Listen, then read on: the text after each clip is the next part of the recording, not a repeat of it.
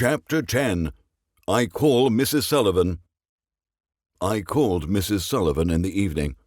"Is it safe to talk?" I asked. "Yes," she said. "My husband is away. "What's been happening in South Dedham since I've been gone?" My father came to see me today. He knew I was friends with Vi Bogan. He asked about her." "What did you tell him?" "I told him that Andy was cruel and abusive to her. My father says that he doesn't want to arrest Vi for Andy's murder, but she's the only logical suspect." "Do your best to persuade him that she's innocent." "I am." "Did your father learn anything about Andy Bogan?" "Everyone he spoke to said the same thing. They were happy that he was dead." "Did your father discover any vendettas against him?" "He didn't mention anything specific." "Do you know of anything that Andy Bogan did recently or long ago that caused great harm and suffering to someone?" "Well, there's poor Jimmy D'Souza, of course." "What happened to Jimmy D'Souza?" "Andy bullied him terribly in high school. Jimmy was partially deaf. One day, Jimmy jumped off a bridge.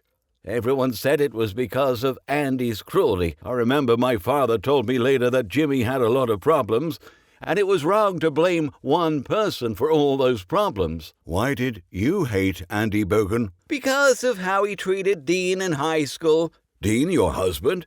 "Yes, Dean and I have been together since we were in 8th grade. "What did Andy Bogan do to Dean?" "He was a bully. Andy always picked on boys smaller than him." "Did they find Benjamin Lombardi yet?" "Yes, he was at his cottage in East Falmouth." "Did the police find the gun used to kill Andy Bogan?" "No, they've searched the house thoroughly, too. From what I understand, they found something important there, but my father wouldn't say what it was. He only mentioned that it won't help Vi. It might make it even worse for her." "I wonder what they found." "I'll see if I can find out." "Did your husband place the ad for the tractor yet?" "No, he'll do it on Monday." "Did you give him the money I gave you?" "No, I hid it." "I'll call you again tomorrow, Mrs. Sullivan." "Good night, Mr. Wilkes." I hung up and placed a call to the South Dedham transcript. Someone at the night desk answered. "I want to place a personals ad," I said. "Well, the advertising manager's gone for the day, but you can leave your ad and payment in the night drop box. Just indicate personals on the envelope. If the ad and payment are received before midnight, it'll get put in the morning edition." "How much does the ad cost?" 4 cents a word. Just write it out exactly the way you want it to appear in the newspaper."